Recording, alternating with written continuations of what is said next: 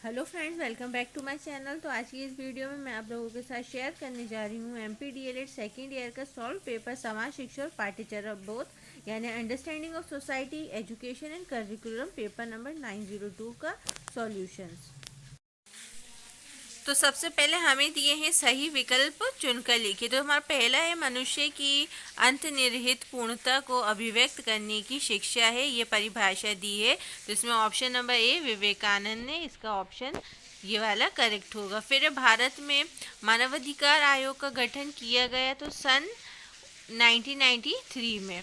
फिर है third Montessori पद्धति की जन्मदाता है तो Maria Montessori, option number A. Kothari आयोग का गठन कब हुआ था? 1964 से 1966 तक, तो ऑप्शन नंबर ए। ज्ञान का प्रकार है तो ज्ञान का सामान्य ज्ञान विशिष्ट ज्ञान दोनों है, तो ए और बी दोनों आएगा इसका। अब इसके बाद है हमारे फिल इन द ब्लैंक्स। तो फिल इन द ब्लैंक्स में सबसे पहले हमारा हाउ वी थिंक के लेखक डैश हैं, तो यहाँ पर आएगा जॉन डीवी। फिर बचपन बचाओ आंदोलन के जनक कैलाश सत्यार्थी हैं। सूचना का अधिकार अधिनियम सन 2005 में पारित हुआ, 2005 में। नई शिक्षा नीति का गठन सन 2020 में किया गया। ज्ञान एक अमूर्त वस्तु है, तो ज्ञान क्या है? अमूर्त वस्तु है। तो सेम आप लोगों को जो इंग्लिश मीडियम के उनको भी सेम यही टिक करना है, तो आप लोग चेक कर लेना। इसके बाद हमारा नेक्स्ट क्वेश्चन है एक वाक्य में उत्तर लिखिए, write the answer in one sentence. तो फर्स्ट है शिक्षा का शाब्दिक अर्थ लिखिए, write the meaning of education. तो इसका आंसर क्या है? शिक्षा का शाब्दिक अर्थ अंदर से आगे बढ़ना है। The meaning of education is moving from with in. समानता से क्या आशय? What do you mean by equality? समानता का अर्थ किसी समाज की उस स्थिति से है जिसमें सभी लोग समान अधिकार या प्रतिष्ठा रखते हैं। तो इंग्लिश मीडियम वाले लिखेंगे equality refers to the condition of a society in which all people have equal rights और स्टेटस। फिर है माध्यमिक शिक्षा पुनर्गठन समिति के अध्यक्ष कौन थे? तो who was the chairman of the higher secondary education reconstruction committee? तो इसका आंसर आएगा डॉक्टर लक्ष्मण स्वामी मुदलियर। अब है हमारा नेक्स्ट क्वेश्चन, समाजवाद की परिभाषा लिखिए, write the definition of socialism. तो इसका आंसर होगा समाजवाद एक आर्थिक सामाजिक दर्शन है। समाजवादी व्यवस्था में धन संपत्ति का स्वामित्व और वितरण समाज के नियंत्रण के अधीन रहते हैं। Socialism is an economic social philosophy. In a socialist system the ownership and distribution of wealth are under the control of the society. इसके बाद हमारा फिफ्थ क्वेश्चन है आकलन का मुख्य उद्देश्य क्या है? What is the main objective of assessment? तो इसमें हिंदी मीडियम वाले लिख सकते हैं आकलन का उद्देश्य बच्चों की अभिव्यक्ति क्षमता अनुभूति आदि का मापन करना है। The main objective of assessment is to measure the child's expression ability cognition etcetera. फिर हमारे फोर्थ क्वेश्चन से क्वेश्चन आंसर स्टार्ट होते हैं। तो हमारा फर्स्ट क्वेश्चन है जॉन डीवी के अनुसार शिक्षण विधियों के नाम लिखिए, write the names of teaching methods according to John Dewey. तो हमारे तीन मेथड हैं, परियोजना विधि, समस्या समाधान विधि, प्रयोगात्मक विधि यानी project method, problem solving, experimental method. फिर फिफ्थ क्वेश्चन मॉन्टेसरी के शैक्षिक सिद्धांत लिखिए, right educational principles of Montessori. तो मॉन्टेसरी शिक्षा प्रथा मॉडल के दो बुनियादी सिद्धांत हैं। पहला, बच्चे और विकासशील वयस्क अपने परिवेश के साथ बातचीत के माध्यम से मनोवैज्ञानिक आत्मनिर्माण में संलग्न होते हैं। दूसरा, विशेष रूप से 6 साल की उम्र के तहत के बच्चों मानसिक विकास का एक सहज रास्ता होता है। फिर इसको इंग्लिश मीडियम वाले लिख सकते हैं, Montessori education system model has two basic principles. First, children and developing adults engage in psychological self-construction through interaction with their surroundings. Second, children, especially under the age of 6, have a smooth path of mental development. फिर आते हैं sixth question पे, शिक्षा के कोई चार उद्देश्य लिखिए, right any four AIIMS of education. तो शिक्षा के चार उद्देश्य हैं, बालकों की रुचियों का विकास करना, अच्छी आदतों को विकसित करना, विचार शक्ति का विकसित करना, सामाजिक दृष्टिकोण को विकसित करना। To develop the interest of the children, developing good habits, developing the power of thought, to develop social attitude. अब आते हैं सेवेंथ क्वेश्चन पे। शिक्षा का अधिकार अधिनियम क्या है? What is right to education act. तो शिक्षा का अधिकार अधिनियम 2009 सभी प्रकार के शारीरिक दंड और मानसिक उत्पीड़न, लिंग, जाति, वर्ग और धर्म के आधार पर भेदभाव को प्रतिबंधित करता है। The right to education act 2009 prohibits all kinds of physical punishment, mental harassment, discrimination based on gender, caste, class and religion. फिर हमारा नेक्स्ट क्वेश्चन है, यशपाल समिति की सिफारिशें लिखिए। Write the recommendations of Yashpal committee. तो इसमें आप लिख सकते हैं, पब्लिक स्कूलों को प्राथमिक कक्षाओं में बच्चों के स्कूल बस्ते का औसतन भार 4 किलोग्राम के लगभग हो। प्राथमिक स्तर पर विज्ञान की पुस्तकें ना हो। भाषा को जीवन से जोड़कर पढ़ाना। गणित को रटने के बजाय समझाना। इसके बाद हमारा क्वेश्चन नंबर 9, आकलन की परिभाषा लिखिए। Write the definition of evaluation. तो आकलन सूचना संग्रहण तथा उस पर विचार विमर्श की प्रक्रिया है जिन्हें हम विभिन्न माध्यमों से प्राप्त कर ये समझा सकते हैं कि विद्यार्थी क्या जानता है, समझता है, अपने शैक्षिक अनुभवों से प्राप्त ज्ञान को परिणाम के रूप में व्यक्त कर सकता है, जिसके द्वारा छात्र अधिगम में वृद्धि होती है। तो evaluation is the process of gathering and discussing information which we can obtain through various means to explain what the student knows, understand, can express the knowledge gained from his education experiences as a result by which student learning increases. फिर यहाँ पर हमारे 10th question से और वाले question है हमारे, यानी आपको दोनों में से एक करना है। तो हमारा फर्स्ट क्वेश्चन है, शिक्षा की आवश्यकता का एवं महत्व लिखिए। Right need and importance of education. फिर और में है, शिक्षा के लिए विद्यालय का महत्व लिखिए। Right importance of school for education. तो इसमें मैंने आप लोगों को आंसर दिया है right importance of school for education, यानी शिक्षा के लिए विद्यालय का महत्व। तो इस क्वेश्चन में आप लोग आंसर लिख सकते हैं, जिस विद्यालय में हम शिक्षा प्राप्त करते हैं वे हमारा दूसरा घर होता है, क्योंकि विद्यालय से ही हम शिक्षा प्राप्त करते हैं। शिक्षा के साथ साथ विद्यालय में हम खेलना सीखते हैं। विद्यालय में जाकर हम अपने नए नए दोस्त बनाते हैं।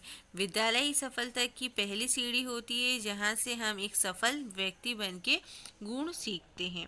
The school from which we get education is our second home, because it is from school that we get education.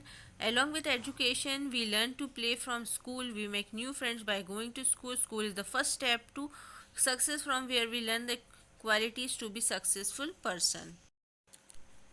फिर आता है हमारा क्वेश्चन नंबर 9, शिक्षा के आदर्शवादी मूल्यों का वर्णन कीजिए। Explain idealistic values of education. और में हमें दिया है, शिक्षा के सामाजिक मूल्यों का वर्णन कीजिए। Explain social values of education. तो इसमें मैंने आप लोगों को सामाजिक मूल्यों का वर्णन बताया है, यानी कि सोशल वैल्यूज ऑफ एजुकेशन बताया है। तो आप लोग ये आंसर चेक कर लेना। हिंदी और इंग्लिश मीडियम दोनों के लिए मैंने यहाँ पर आंसर दिया है, तो दोनों मीडियम अपने अपने आंसर यहाँ पर चेक कर लेना। इसके बाद हमारा 12th क्वेश्चन है, सामान्य ज्ञान और विशिष्ट ज्ञान में अंतर लिखिए। Right difference between general knowledge and specific knowledge. और ज्ञान की विशेषताएं लिखिए। Right characteristics of knowledge. तो यहाँ पर मैंने आप लोगों के लिए आंसर दिया है ज्ञान की विशेषताएं, यानी कैरेक्टरिस्टिक्स ऑफ नॉलेज। तो यहाँ पर भी मैंने दोनों मीडियम्स के लिए आंसर दिया है, हिंदी के लिए भी और इंग्लिश के लिए भी। तो यहाँ पर मैं आपको आंसर एक बार पढ़ के बता देती हूँ। ज्ञान लोगों के भौतिक तथा बौद्धिक सामाजिक क्रियाकलाप की उपज, संकेतों के रूप में जगत के वस्तुनिष्ठ गुणों और संबंधों, प्राकृतिक और मानवीय तत्वों के बारे में विचारों की अभिव्यक्ति है। ज्ञान दैनंदिन तथा वैज्ञानिक हो सकता है। ज्ञान में मनुष्य की सामाजिक शक्ति संचित होती है, निश्चित रूप धारण करती है तथा विषयीकृत होती है।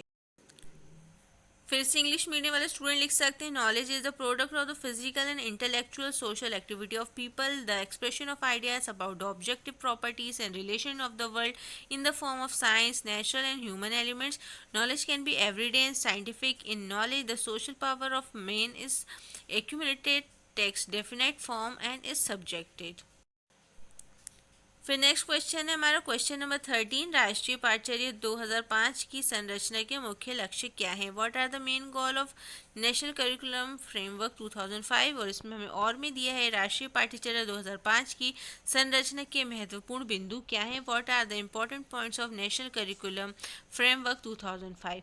तो इसमें यहाँ पर भी मैंने दोनों लैंग्वेज में आंसर दिए, हिंदी एंड इंग्लिश मीडियम दोनों के लिए। तो है विचार और कार्य की स्वतंत्रता, दूसरों की भलाई और भावनाओं के प्रति संवेदनशीलता, लचीली और रचनात्मक तरीकों से नई परिस्थितियों का जवाब देना सीखना, लोकतांत्रिक प्रक्रियाओं में भाग लेने की प्रवृत्ति, इस दिशा में काम करने और योगदान करने की क्षमता, आर्थिक प्रक्रियाएं और सामाजिक परिवर्तन। तो ये सेकंड वाले क्वेश्चन का आपका आंसर है।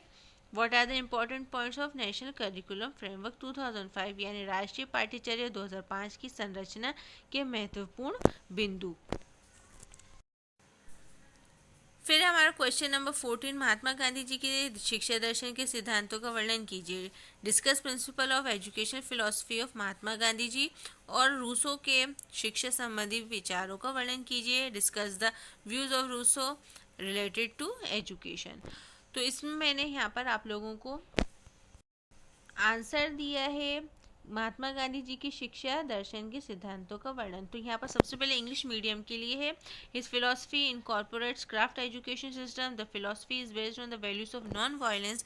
Gandhi's teaching revolve around the concept of non-violence. He tells us to be socially aware and help those in need around us.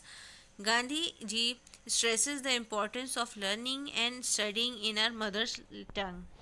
फिर अगर आप हिंदी मीडियम के हैं तो आप लोग ये वाला आंसर लिख सकते हो। निदर्शन में शिल्प शिक्षा योजनाएं शामिल है। गांधी की शिक्षाएं अहिंसा की अवधारणा के इर्द गिर्द घूमती हैं। वे हमें सामाजिक रूप से जागरूक रहने और अपने आसपास ज़रूरतमंद लोगों की मदद करने के लिए कहते हैं। गांधी जी हमारी मातृभाषा में सीखने और अध्ययन के महत्व पर बल देते हैं। फिर आते हैं हमारे क्वेश्चन नंबर 15, शिक्षा के उद्देश्यों का वर्णन कीजिए। Discuss AIIMS of education. और में दिया है सामाजिक गतिशीलता के प्रकारों का वर्णन कीजिए। Explain types of social mobility. तो यहाँ पर मैंने एम्स ऑफ एजुकेशन लिखा है, यानी शिक्षा के उद्देश्य। तो अगर आप ये वाला आंसर लिखना चाहते हैं तो आप लोग ये वाला आंसर लिख सकते हैं। तो यहाँ पर भी मैंने हिंदी और इंग्लिश मीडियम दोनों के लिए आंसर प्रोवाइड किया है। फिर हमारा क्वेश्चन नंबर 16 है, राष्ट्रीय शिक्षा की विशेषताएं लिखिए। Right characteristics of national education. और में है प्रजातंत्र के गुण लिखिए। Right merits of democracy. तो इसमें भी हिंदी इंग्लिश दोनों में आंसर है। एक बार मैं पढ़ के बता देती हूँ। इसमें मैंने सेकंड वाले का आंसर दिया, यानी प्रजातंत्र के गुण, मेरिट्स ऑफ डेमोक्रेसी। तो एक लोकतांत्रिक सरकार, सरकार का एक अधिक जिम्मेदार रूप है, सरकार का एक मजबूत रूप है। निर्णय लेने के स्तर में लोकतंत्र द्वारा सुधार किया जाता है। लोकतंत्र से लोगों की अखंडता मजबूत होती है। अमीर और शिक्षित की स्थिति गरीब और कम शिक्षित के समान है। तो अगर आप लोग इसको इंग्लिश में लिखना चाहते हैं, अगर आप इंग्लिश मीडियम की, तो आप लिख सकते हैं democratic government is a more responsible form of government, is a stronger form of government, the standard of making decision is improve by democracy, the integrity of people is strengthen by democracy, the wealthy and educated have the same standing as the poor and less educated. इसके बाद हमारा question number 17 है, कौशलात्मक ज्ञान से क्या आशय है, इसकी विशेषताएं लिखिए। What do you mean by skill related knowledge. Right characteristics. और में तथ्यात्मक ज्ञान से क्या आशय है, इसकी विशेषताएं लिखिए। What do you mean by factual knowledge. Right characteristics.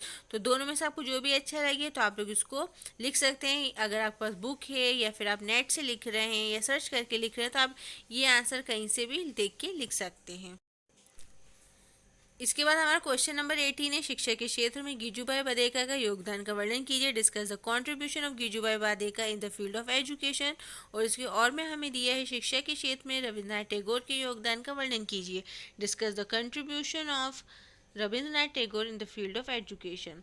हमारा क्वेश्चन नंबर 19 है, शिक्षा में गुणवत्ता के संकेतकों का वर्णन कीजिए। Discuss quality indicators in education. और में है नागरिकों के मौलिक अधिकारों का वर्णन कीजिए। Discuss fundamental rights of citizens. तो इस क्वेश्चंस के मैंने आंसर नहीं दिए हैं, ये आपको आसानी से मिल जाएंगे। आप ये सर्च करते हैं या बुक में सर्च करते हैं या नेट पे सर्च करते हैं, आपको मिल जाएंगे। ये आपको खुद से करने। तो हमारा क्वेश्चन नंबर 20 है, अववंचना की अवधारणा का विस्तृत वर्णन कीजिए। Discuss the concept of marginalisation in detail. और में है वंचित बालकों की समस्याओं का वर्णन कीजिए। Describe the problem of deprived children. तो ये आप लोगों का समाज शिक्षा और पाठ्यचर्या बोध का सॉल्व पेपर। तो अगर आपको मेरी वीडियो अच्छी और इन्फॉर्मेटिव लगी हो तो वीडियो को लाइक कर दिए और अपने फ्रेंड्स और फैमिली के साथ भी शेयर कीजिए।